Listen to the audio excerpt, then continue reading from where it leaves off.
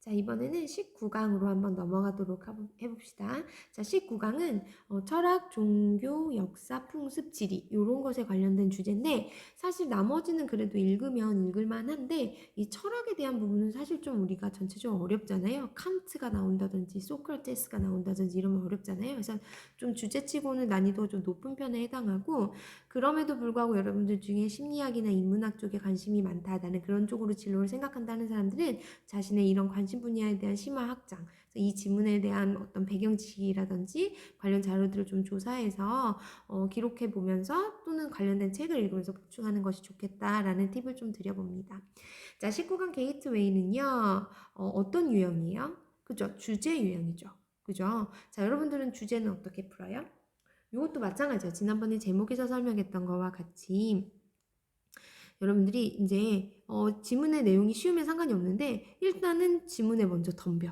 그리고 보기를 나중에 읽어. 그럼 어떤 일이 생기냐면 일단 지문에 딱 던졌는데 쉬우면 그냥 쭉쭉쭉 읽고 정답을 딱 체크하면 되는데 문제는 딱 던졌는데 지금 우리 책에서 말하듯이 칸트에 의하면 이렇게 나오면 이거 어떡하지?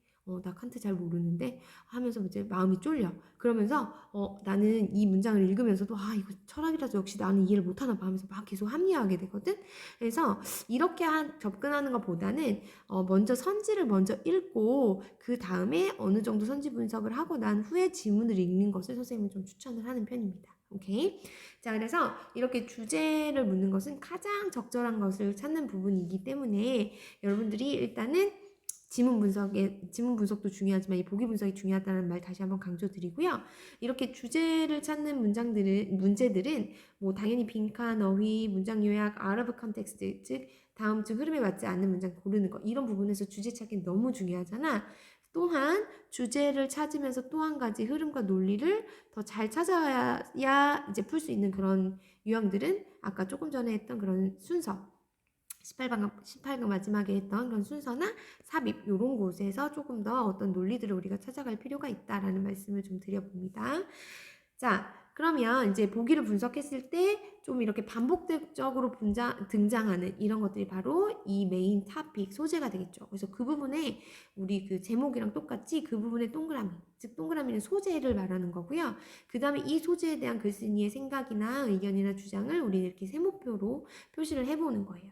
그래서 이렇게 선지에 대한 분석이 잘 되면 그리고 나서 이제 여러분들이 글의 주제를 찾아야 되는데 여러분들이 조금 잘 틀린 사람들 생각해 보세요. 일단 지문을 접근해. 그리고 읽었어. 그리고 나는 정답을 2번이라고 찍어. 막 2번을 본인이 가장 비슷할 것 같아서 골랐잖아요.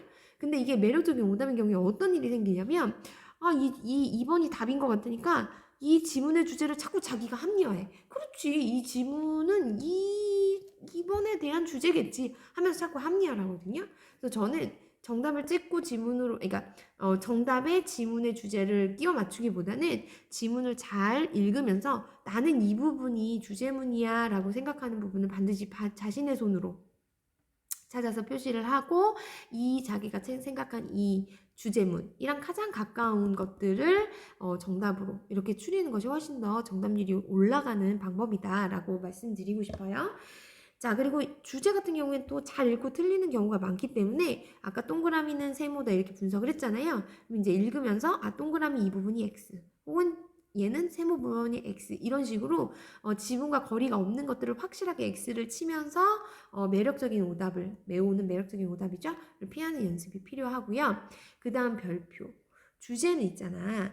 다른 유형, 즉 아까 말했던 이런 여러 가지 유형으로 연계가 굉장히 많이 돼요. 왜냐면 주제문으로 그러니까 주제를 묻는 그런 지문들은 한 가지 주제가 굉장히 논리적으로 탄탄하게 연결되는 그런 경우의 지문들을 사용하기 때문에 이거는 굉장히 다양한 형태의 유형으로 변형될 수 있어요. 그래서 수능 특강에서 주제와 관련된 유형의 문제를 풀 때는 내가 이 주제를 잘 정리해 놔야겠다. 그래야 다음에 다른 유형을 변형돼서 잘 풀 수 있게 이렇게 좀 자신 있게 준비를 하면 좋겠다라는 생각이 들고요.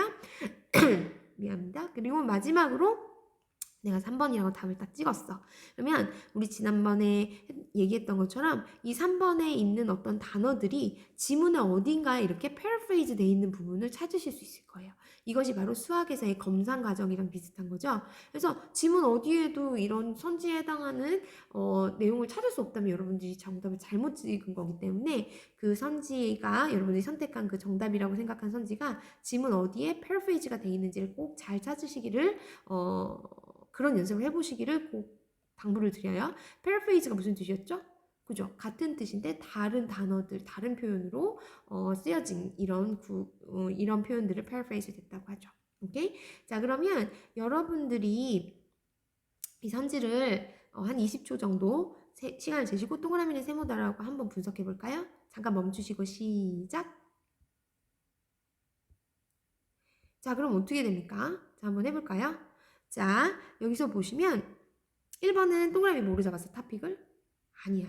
선생님은 너는 반대로 갔을 것 같아. diversity로 안 잡고 여기서 athletic experiences in different areas 이렇게 갔어요.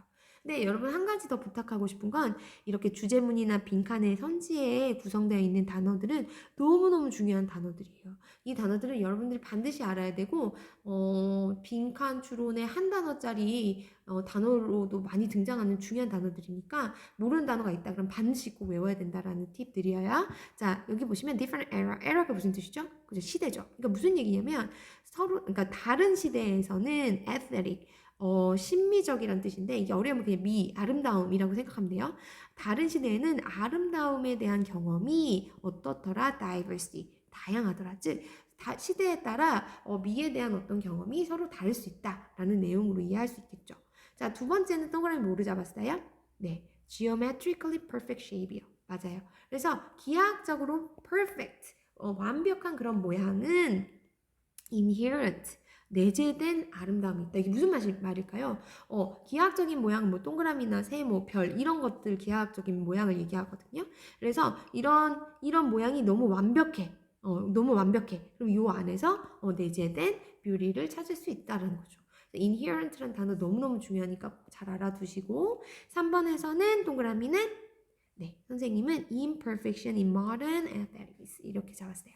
그래서 어떤 현대적인 아름다움에 있어서는 이 아름다움에 있어서의 imperfection, 완벽하지 않은 것은 concept, 이것에 대한 개념은 무엇인가라는 거죠. 그런데 얘들아, 여기쯤에서 보면 1번, 2번, 3번에서 다 겹치는 말이 있지. aesthetic, 그 다음에 이게 다른 말로 2번에서는 beauty. 그럼 이 지문은 어떤 aesthetic, 즉 미의 측면, 아름다움에 대한 이야기를 하고 있구나라는 것, 토픽이 그거구나라는 걸 알 수 있을 것 같아. 그리고 2번에서는 perfect라고 말했던 걸 3번에서는 imperfect로 얘기를 하는 거 보니까 완벽한 것과 완벽하지 않은 거, 이런 것에 대한 이야기를 하려나? 이런 얘기도 한번 생각해 볼 수 있겠죠. 4번으로 가면 aesthetic precision 이랬거든. 자, 이건 뭐죠? precision은 precise라는 형용사에서 나왔죠.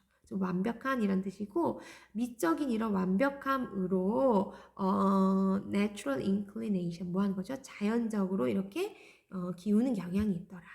즉 미적으로 굉장히 정확한 그런 미적인 어떤 정확성으로 우리가 이렇게 좀 이렇게 이끌리는 것은 너무 당연한 것이다라는 얘기겠죠.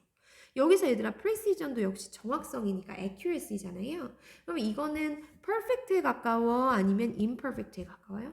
그치, 이것도 perfect에 가까운 거니까 계속 미와 perfection 이런 관련된 부분이 나오는구나라는 거 아실 수 있을 것 같고 네, 5번에서 뭐라고 했냐면 동그라미를 네, things unconstrained 뭐죠? 뭔가 unconstrained 하면은 제한되지 않은 그럼 제한되지 않은 것들에 뭐가 있더라? aesthetic pleasure. 거기서부터 오는 어떤 미적인 즐거움이 있더라. 그럼 여러분 제한되지 않은 제한 리밋이 없어. 이것은 perfect한 걸까? imperfect한 걸까? 뭔가 규정이 안 되는 거니까 imperfect하다고 볼 수 있겠죠. 그죠? 불완벽하다고 볼 수 있겠죠. 그래서 결국은 이거는 아름다움. 그 다음에 뭔가 완벽한 것에 대한 어떤 부분, 이런 완벽하냐 완벽하지 않느냐 이런 것에 대한 거구나 라고 생각하고 지문에서 칸트를 만나는 거랑 칸트를 먼저 만나는 거랑 굉장히 많이 다르기 때문에 선지 분석이 중요하다라는 말씀 좀 드리고 또 잘 생각해보면 얘들아 2번은 뭔가 기하학적으로 완벽한 모양에서 오는 그런 어떤 내재적인 미가 있다 그랬고 5번은 제한되지 않은 것에 아름다움이 있다 그랬으니까 2번과 5번이 서로 반대되는 내용이라는 거 알 수 있죠. 그럼 혹시 2번이랑 5번 중에 답이 아닐까? 라는 생각을 선생님은 좀 하게 되더라고요. 여러분은 어떠신지 이런 생각을 가지고 지문으로 접근하면 될 것 같습니다.